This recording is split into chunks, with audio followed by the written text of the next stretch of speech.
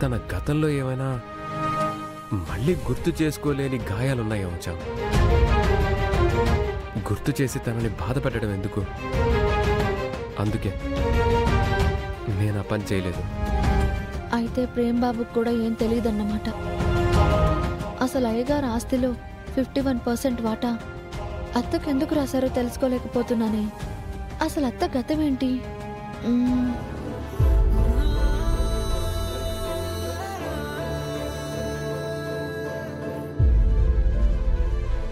ఇంకా ఏమన్నా అడగాలచ్చా? ఏమైనా చెప్పాలా?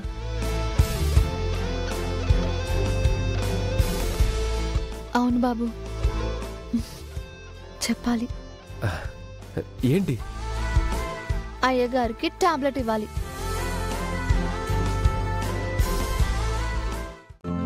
ఈ రోజే డౌన్లోడ్ చేయండి. మీ ఫేవరెట్ షోస్ చూడండి.